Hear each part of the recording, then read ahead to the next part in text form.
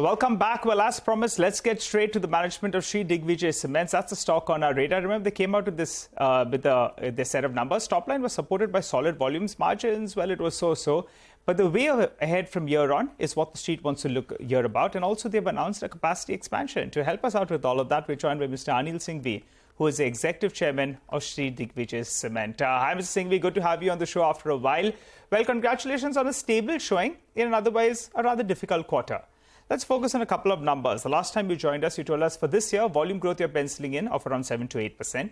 And EBITDA per ton, as per your calculations, you're looking at around 1,100 to 1,200. Do you maintain that? Yes, indeed. Let me first elaborate on the last quarter. The June quarter normally is a good quarter, but I think we were caught into very high cost of the coal. Yeah. And that's why EBITDA margins were slightly lower than 1,000. We were not helped by the prices. Prices were lower by about 4 to 5%. And also because of the Biparjoy, we lost almost about 7 days of production and sales. So considering these three factors, we still did reasonably well by having around 1,000 rupees EBITDA margins. Going forward, barring this quarter, which is a monsoon quarter, as you know, I think we would still be maintaining about 8 to 10% growth in volume and 1,000 plus EBITDA margins for sure. All right, 8 to 10% volume growth and 1,000 plus EBITDA per ton is likely to sustain from here. But you've also announced the capacity expansion, right? 3 million tons, which is additional 1.7 million tons of grinding capacity. How did you manage to do that at sub $20 per ton? Just wanted to understand that. No, I think it's very wrong to calculate dividing it by tonnage and the capex.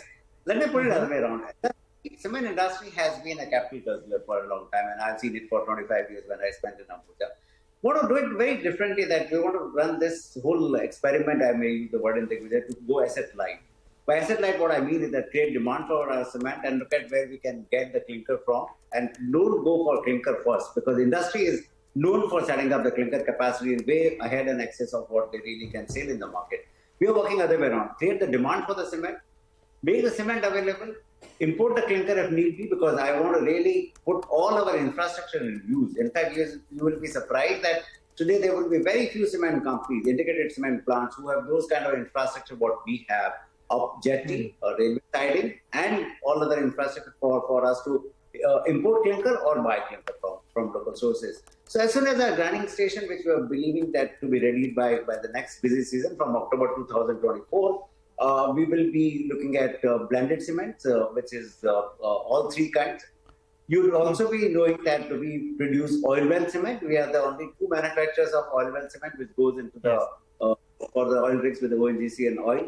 We will be producing also slag cement and fly ash, which we are doing already. So this is really looking at very differently. In fact, very interestingly, I've been talking about that industry should really work towards reducing CO2, reduce the clinker, and maybe a day will be there, not in the next 5 years or 10 years, but making cement without clinker.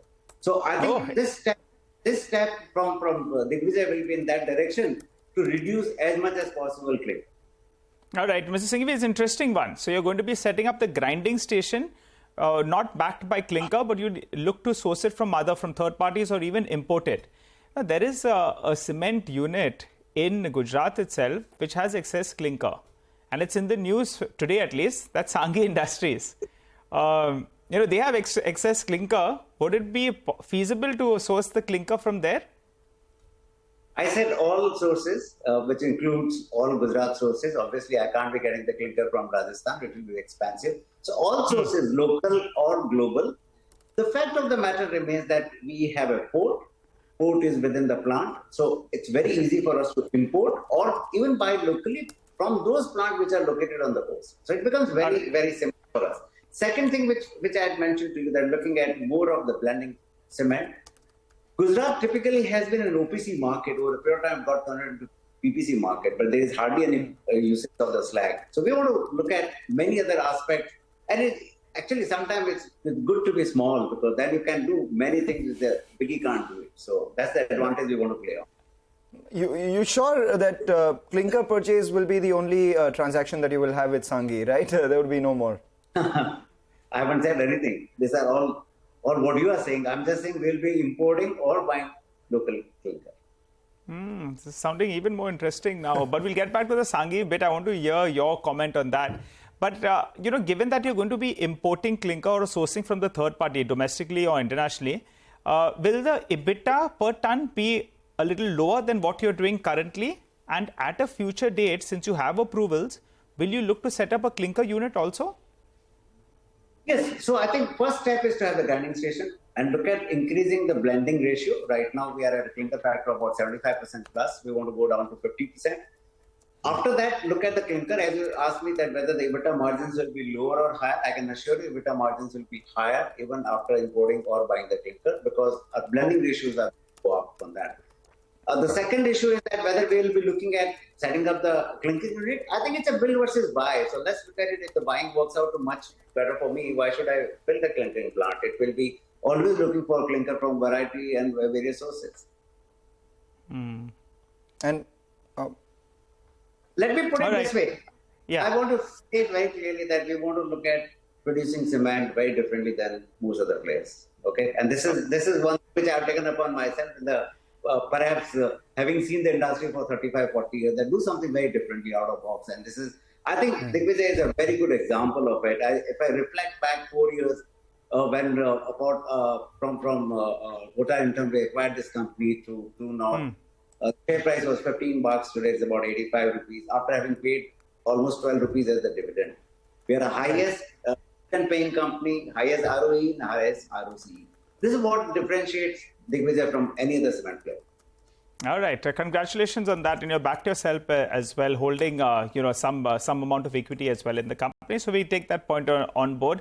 Tremendous turnaround of Shree Digvijay Cement. But, Mrs. Singhvi, since you've mentioned a couple of times in this interview as well, and you've been probably one of the masters of the cement space, I want you to put on your investor hat right now.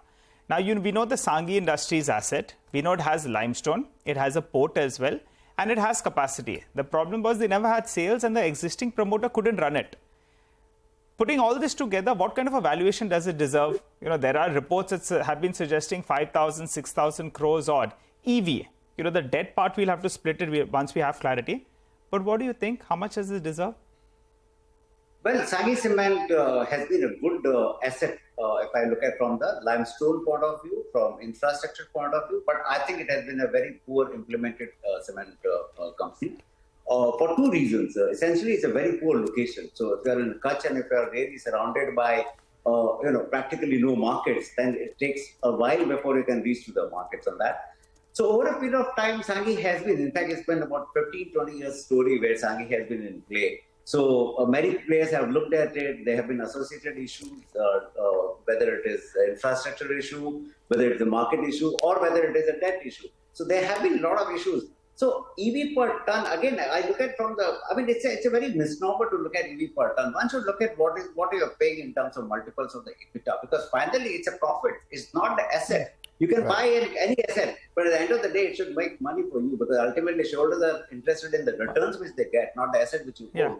So I would look at it, what EBITDA it can get and what EBITDA multiples it should command. My mind, it should command an EBITDA multiple about 8 to 10 times, depending upon what kind of EBITDA it can generate. It has not generated any point in time to my exactly more than 500 rupees. So I think it's about 5,000 crore approximately, give and take, should be the right price. If I look at my metrics of 8 to 10 times of the sustainable EBITDA, what a buyer does should be rewarded. It should be a reward for the buyer. It can't be a reward for the seller.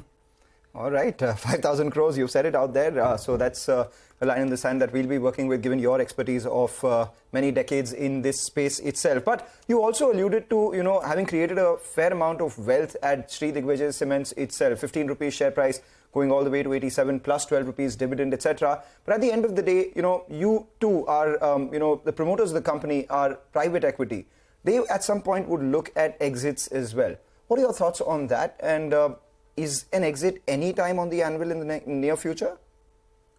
No, as we have charted out that we want to take this company to grinding capacity to 3 million tons. So I think there is a lot of still action remaining, a lot of excitement remaining on that.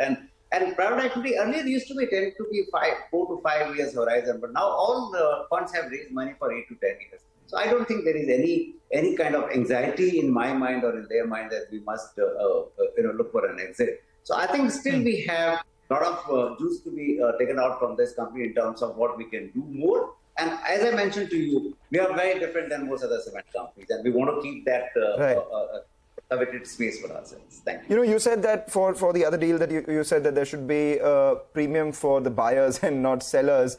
But if you could give us a sense on, you guys, what if someone was to actually give a serious premium to you guys? The size of the check you said matters. What if that came by and there was a decent premium? Would the promoters then look to sell out? Let me talk to you very differently in cement. I think classically cement has been looked into an asset play. But I'm putting out very clear thought today that cement is perhaps now going forward not going to be just an asset play. It will be people's play as well. What are you getting? You're getting the processes, you're getting the people, you're getting the markets. Cement plants are cement plants are cement plants. That's a commodity.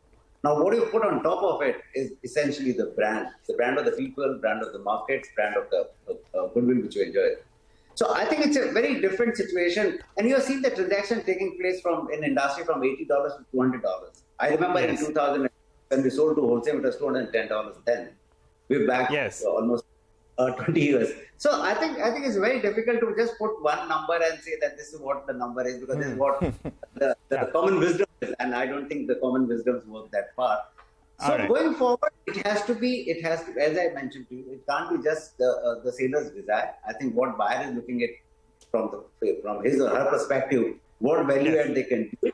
Some value add can be shared, but not all. So I think always valuations will be very, very different. I mean, you saw our last transaction taking place about a year and a half back, and it was a very, very different transaction on that. So cement is, per se, is an M&A's delight, but over a period of time, I think more and more of a value game than that.